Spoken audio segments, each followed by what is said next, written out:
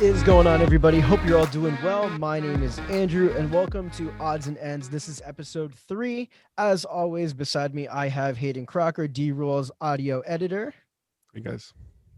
Yeah, it's just for context, it is January 1st when we're recording this. It's the day after a night of a little bit of partying, so a couple of us are tired. And as a guest with us today, we have Jesse Manu. He is an audio engineer himself. He is also the producer and founder of the experimental art rock band Other Families. Hey everybody, I'm feeling fresh and good this New Year's Day. I don't know about you guys. I'm feeling okay. I've been stuck in the studio all day editing videos and shooting videos. There's a lot of cool stuff coming down the pipeline now. Oh, wicked. Good to hear. It's gonna be a good one. It's gonna be a good year, right, buddy? Exactly. I'm excited for it. So today we wanted to get into talking about audio setups, specifically speaking, beginner audio setups. There's a lot of people out there now, especially in the new year. We're getting maybe some cash as Christmas gifts. We're getting closer to some people's birthdays, of course, and maybe you're wanting to look at some new gear to start up a studio or to improve on the studio if you've already got some basic gear in your possession. So I think the first thing to talk about would be audio interfaces are pretty much a key component to any studio. For the people who might not know out there, Jesse, what is an audio interface? Okay, well, an audio interface has a couple different names depending on what sort of industry you're in.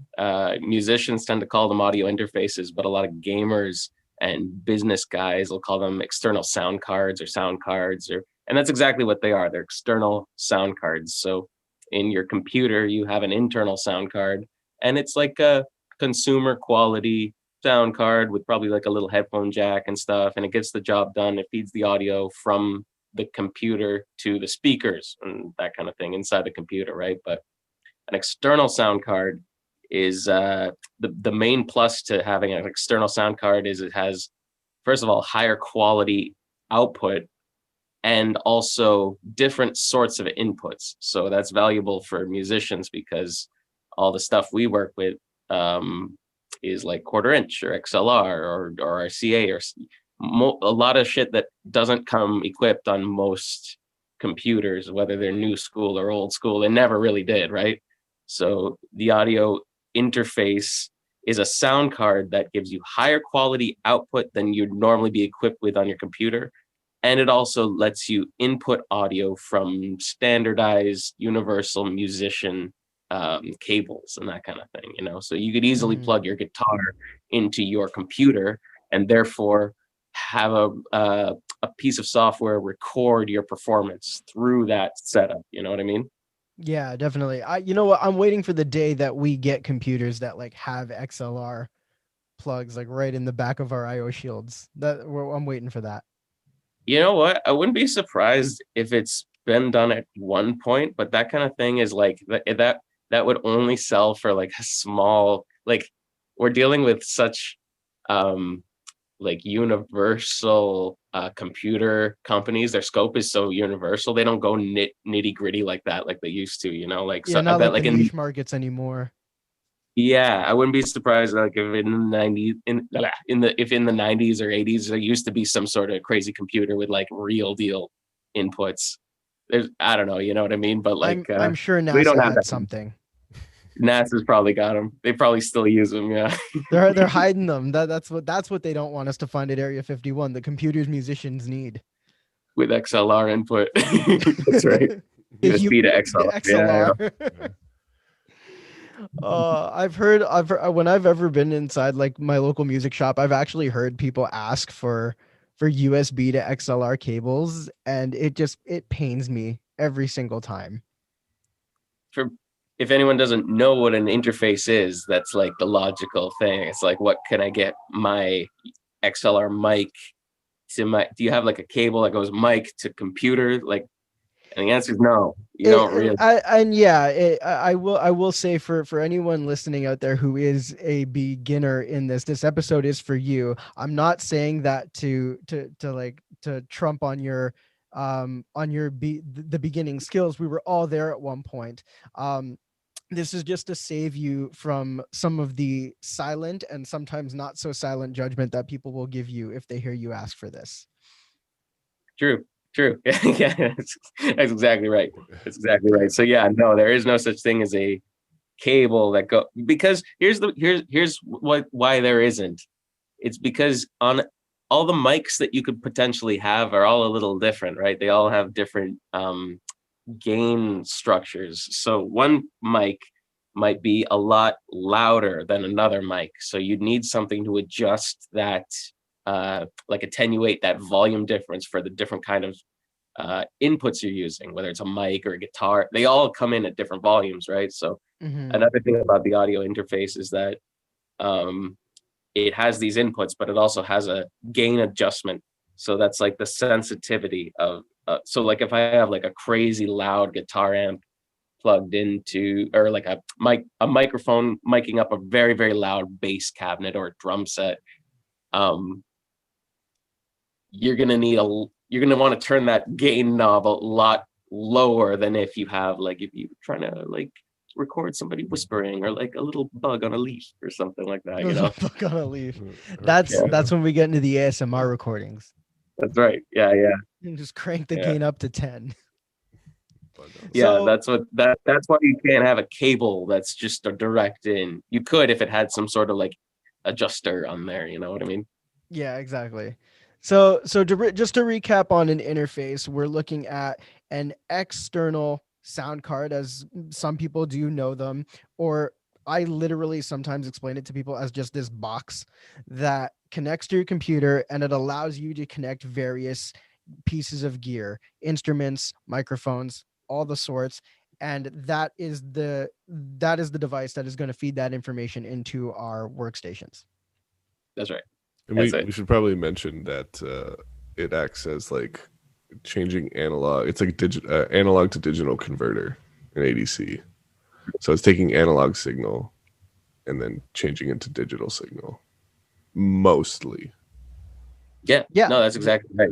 Otherwise, like we don't do it like we used to, like we some people do, but like we don't use tapes and stuff like anymore. It's kind of impractical when you're trying to keep a budget down, you know what I mean? So Mm-hmm. Yeah. that's exactly what they're doing. They're taking your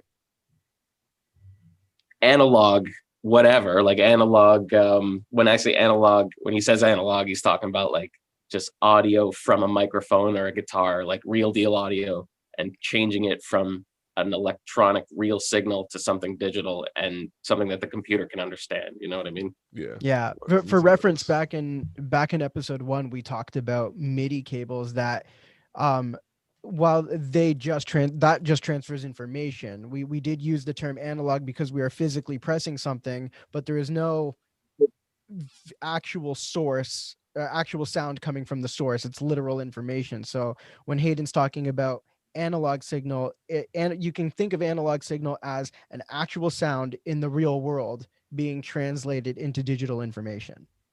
Yeah. Yeah. I almost think of it So, as like kinetic energy being transferred into like another mm, type of energy, like oh man, digital Hayden's energy. getting sciencey on us now, man. We Nah, gotta it's the new stop year, it. man. New year, new It's me. New me. Mm. Amazing. So in terms of interfaces, like we have seen a bunch of interfaces out there. You look at some super high end companies like Joe Meek. You look at something like Manley. A lot, even some more prosumer companies like Universal Audio. Thousands and thousands of dollars for interfaces. As a beginner, what's the type of budget that someone could start looking at if they want to get an interface? Okay, so first thing you need to do is figure out what kind of musician or artist you want to be with this setup, I guess. You know what I mean? So like it doesn't matter if you're a pro or a beginner or some or like it doesn't matter what skill set you are. Sometimes you don't need the crazy equipment because it doesn't give you better stuff, it just gives you more things. For instance, like if you're a singer that doesn't play an instrument, you're a singer and you sing over instrumental tracks and stuff. You don't need an interface that has 16 inputs for a full band kind of thing, you know. That's not Mhm. to say that the guy that's recording full band, like he needs any more hardcore equipment than the singer. No, no, it's just more. It's just more inputs, more possibilities, right? So you got to kind of decide what sort of musician you want to be. And a lot of the time, like you might say, like, well, I play a billion different instruments. Like I play like I got a full band coming in and da da da da da. Well, the truth is, like, okay, is there any point where you're going to be playing more than one instrument at the same time? And if so, like, Mm. what do you need? Like, do you need direct connection? Do you need microphones? Say you're oh man, I got a big session. I'm gonna be on guitar, my bass player's coming in, and my keyboard, and we're gotta do it all in one shot. Okay, well, you just need like a 4-channel interface. You know what I mean? You don't need like a crazy thing. It's not gonna be like and Yeah. we're talking about inputs right now. I'm not really talking about audio quality. I'm assuming we're dealing with consumer level audio quality. And as you go up the price point chain, a lot of the time, depending from brand to brand, you're not paying for better sound or better quality audio. Mhm. No, you're paying for more possibility to plug more inputs in. So a drummer, unfortunately, dude, you're gonna have to go for like a 4-channel and up kind of Dude, interface because my like I've got 12 channels running right now. Like yeah, my whole exactly. Because interface. Sorry, go ahead. no, drums are a killer. If you're like a drummer and you want an interface, it's like, okay, can you narrow your, like, do you want a mic on each of your pieces, or can you narrow it down a bunch? Like, can you put like two? Can we get it down to 4 channels? If not, then no, you got to go up. You got to go up to like a exactly like a 12 channel or like something bigger, you know. Especially if Yeah. you have more that amount of instruments going at the same time, you know. Yeah. That's where electronic Totally. But a drum lot kits of the come time, into play. Hey, I'm yes. not bashing drums, man. Like I've got my TD50 sitting behind the acoustic kit here, but at one point I started thinking like, should I just go down to a 4 piece and just like totally like eliminate like 3 channels? That way I could just Oh yeah. have a cheaper setup and still get good sound. Um, I think one of the key things about an interface ultimately is, like Jesse was saying, you're not paying for better sound quality the higher you go, you're paying for more features. If you buy a $300 $400 interface and you know what you're doing, then you can have great sounds. It's not about the gear most of the time. It's a lot of the time it's about the skill that the people develop as they grow. Um, so yeah, I mean, I totally agree. Having an interface with a minimum, I would say anybody should start off with a minimum of a 2 channel interface.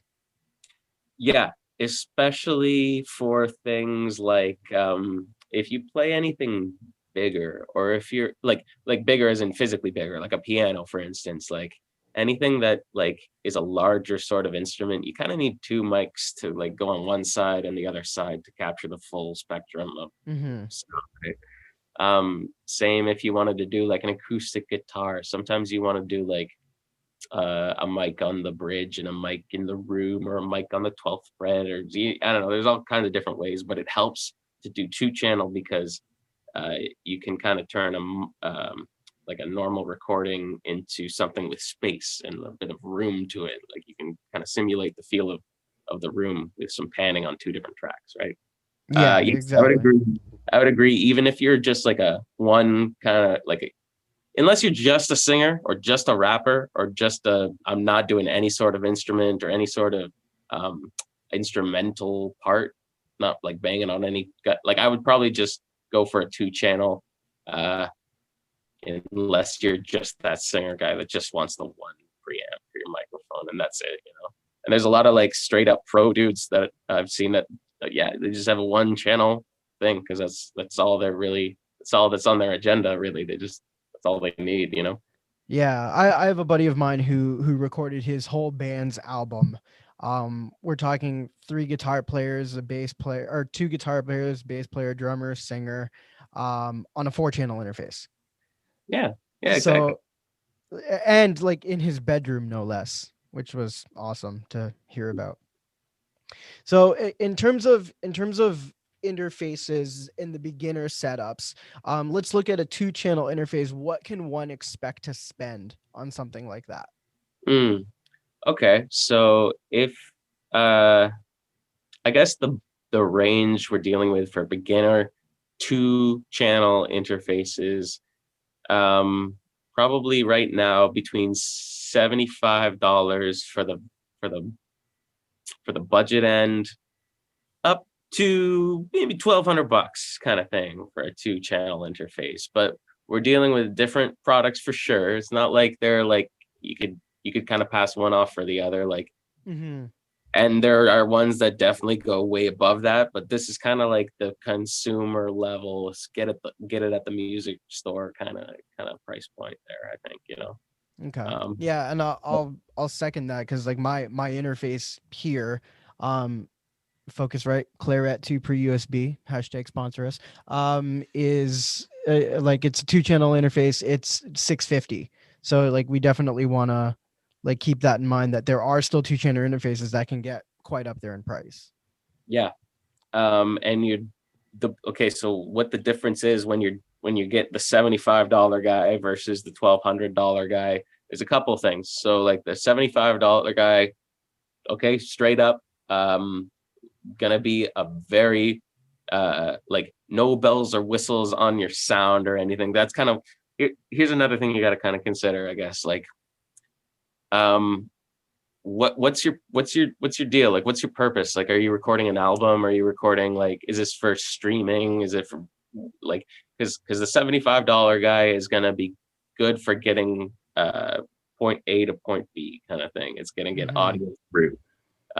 As you go up the chain, you're going to deal with better preamps, and that's basically the little guy inside the interface that you can adjust the gain for. And the higher up you go, when you're dealing with maybe 150 and up, these are preamps that have like a nice kind of subdued musical kind of flavor to it. That kind of is um, like a just a nice universal clean, clear sound that translates instruments into digital content without like gross transients or gross sounding digital artifacts and stuff. Like going for the Mm-hmm. low level guy, you're gonna get a little bit of weird stuff in your audio. You know what I mean? Yeah, Not definitely. gonna be it's like because it's so dry, it's gonna come out a little bit kind of like tinny and boring and gross and a little bit digital. Like they're gonna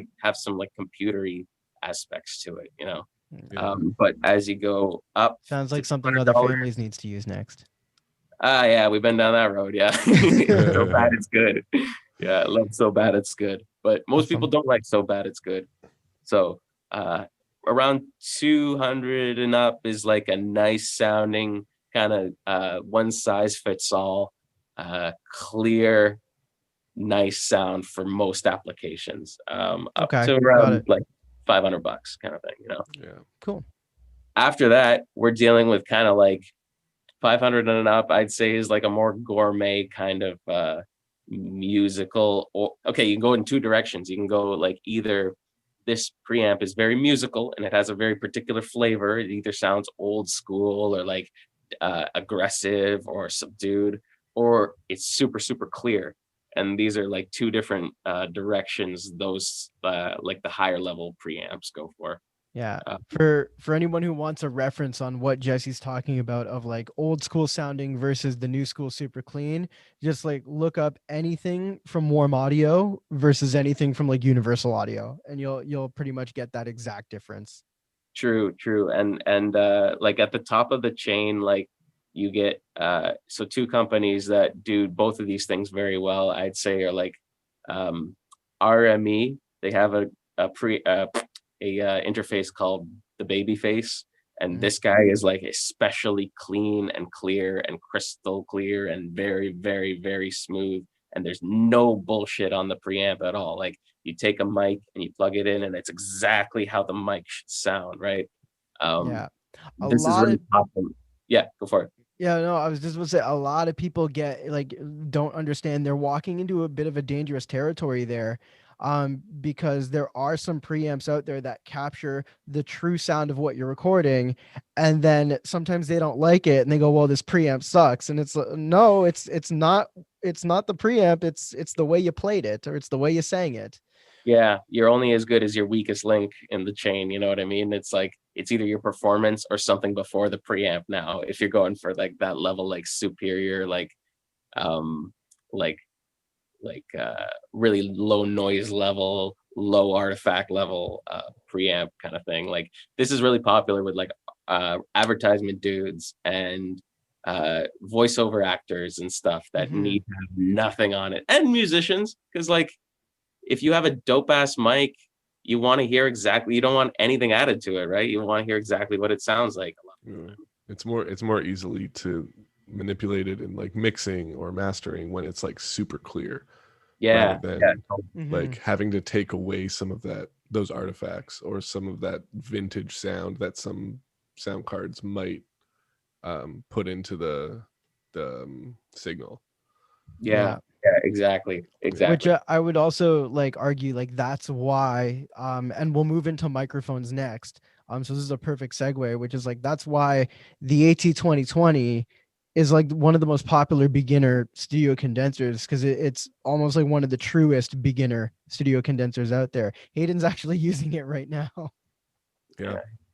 because I only use it for these types of things like meetings and having to record like my talking voice on it, and it sounds great Yeah. because I don't sing, and I haven't used it on vocals before. Usually vocals I'll do SM7B, or which I know Jesse has some opinions about, but I usually use the we 7B. Yeah, we have a mutual friend Declan who like swears by the 7B and it's funny to hear Jesse and Declan get into it sometimes around that mic.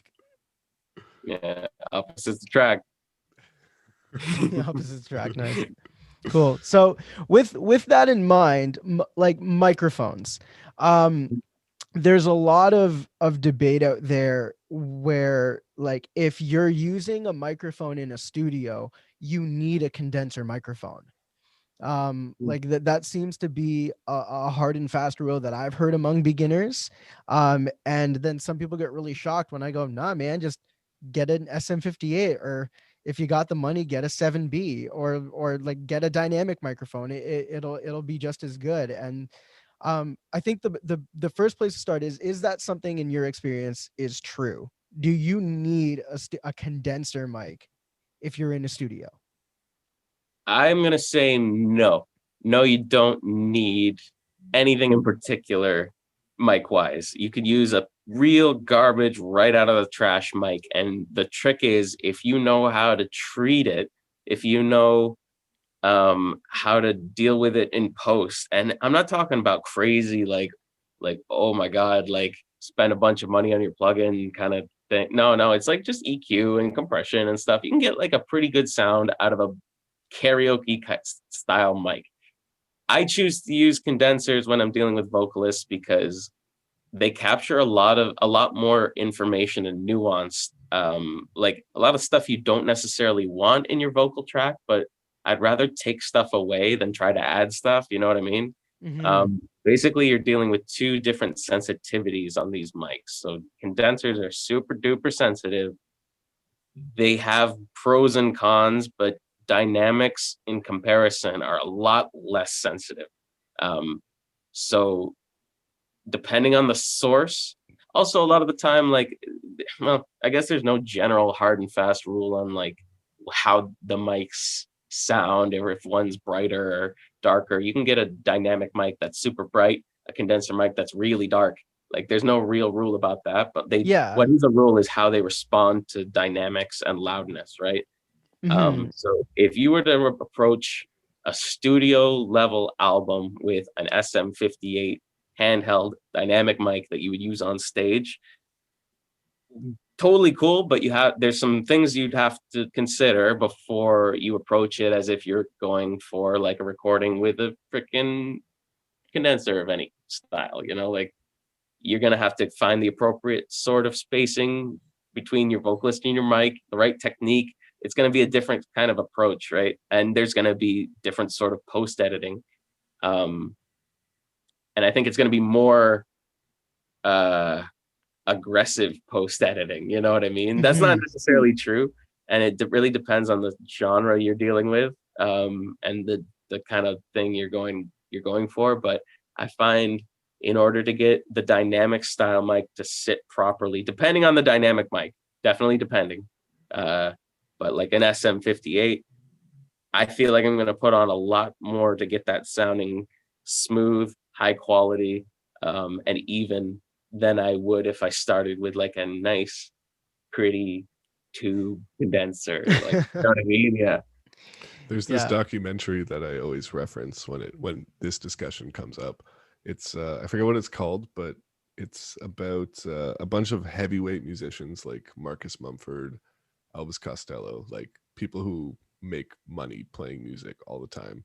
They go into the studio and they rewrite unreleased Bob Dylan songs to make it their own. And T-Bone Walker is the producer behind all of the songs that they're in the studio with. It's a really cool documentary. But I remember one of the songs you see in the studio while they're performing it, the only mic that is being used on any of the sources is either a 58 or a 57. So like the same capsule, and it sounds amazing. Like it sounds like anything that you would hear come off the radio today. It was crazy. Yeah. For reference, the super group that is made up of them, Elvis Costello, Marcus Mumford, Taylor Goldsmith, it's called the New Basement Tapes. That's what it is. Yeah. And they that's the title of that's the album as well. Lost on the River is the album. And I'm just trying to see if I can. I just opened up Chrome here and just started looking it up. I think that might be the name of the documentary as well, but I can't tell. I'm pretty sure that's the name of the documentary. Okay. Yeah. So the New Basement Tapes. Look it up and you'll see what Hayden's talking about as well. I'm gonna have to check that out. I haven't even heard of that.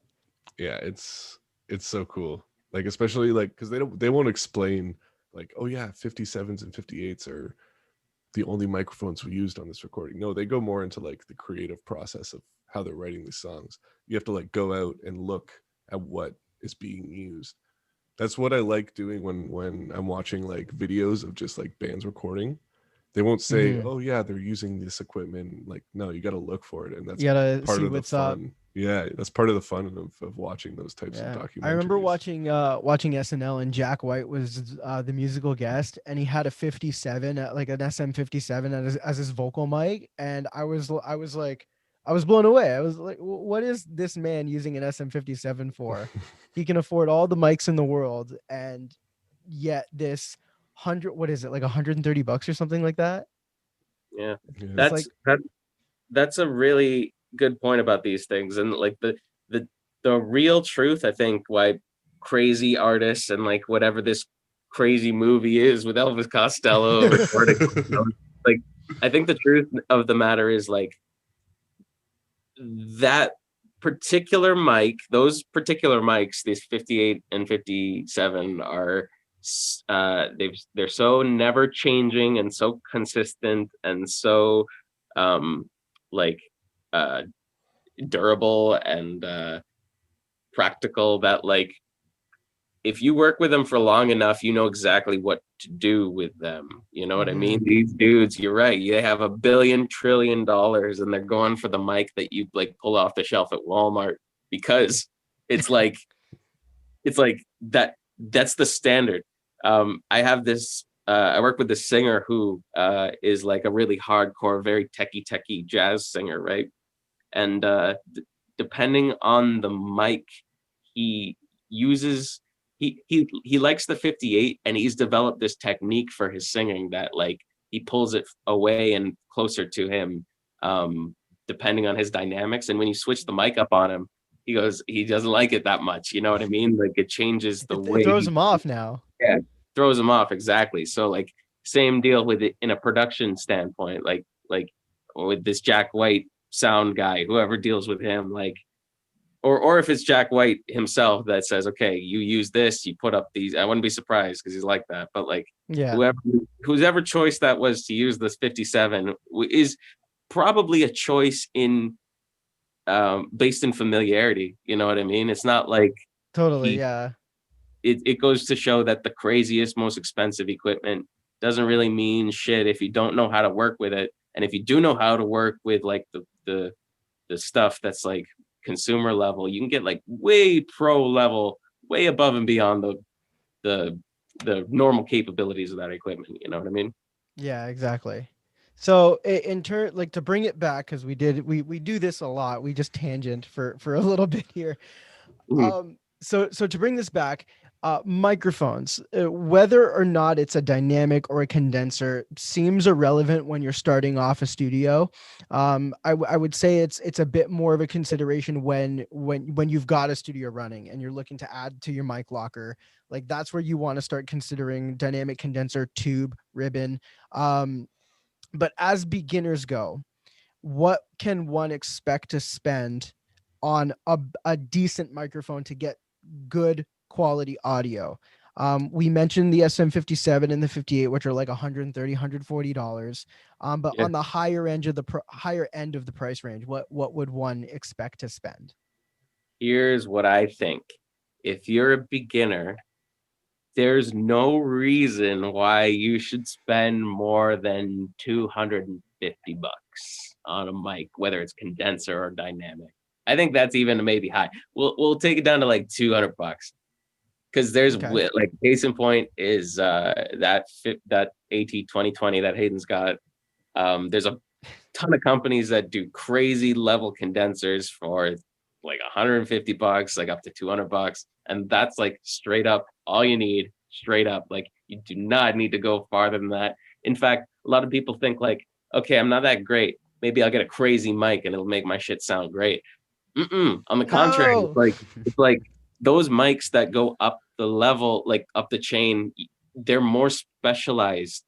They're not really like for making anything sound perfect. You know what I mean? They're more Yeah. as you go up the level, you're like, okay, no, I need this particular tool for this particular job. You know what I mean? Just Hmm. because I got a $3,000 microphone, this microphone is for kick drums only. It's not for vocals. Or I Yeah. mean, it could be, but like this $3,000 microphone has a purpose, and it's not for making your vocals sound good or making your guitar sound good. You know, Yeah. it's got its job, and that's why it's so much money. You know what I Hey, mean? So I Let's try totally it get what though. you're saying. I will say though, the FET 47 is probably one of my favorite kick drum microphones I've ever used in my life. how much is out? That's like a billion trillion That bucks, that's isn't a it? that's a that's a that's a that's a that's a hefty price tag, but it's not designed as a kick drum mic. It I just we ended up using it because we were like, why not? And it's fantastic. But Yeah. on let's see, on Amazon, nope, that's a warm audio. On avshop.ca, the FET 47 is going for 1150 Canadian. Sick. Okay, cool. Yeah. It's not bad. Yeah. So like not a horrible price and definitely not on topic for what we're talking about right now. Going back to Um, that point of like a microphone with a purpose, I'm definitely the type of person you say, yeah, this is made specifically for kick drums. I'm going to throw it on a bass amp. I'm going to throw it on a guitar amp to see how it sounds, to experiment with it. Let's break a ribbon microphone just to see what it sounds like. Uh, And you you know know, like that's when we start getting into like the experienced range of people like for example, why not put aluminum foil in a kick drum to see what it sounds like? yeah, um there's things, and there's a book out there if anyone wants to read it. It's called Recording Unhinged, and it's just like this book of ridiculously weird techniques, from like hanging people upside down to get them to be more nasally, to putting bicycle tires around guitar cabs and things just to see what would happen. It's pretty crazy. Yeah.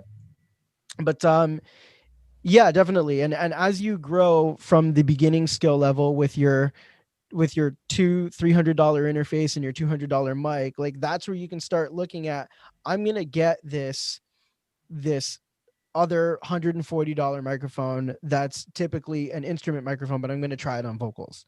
Yeah. I'm going to go grab this 1100 or $1,100 microphone and see what it sounds like on a kick drum.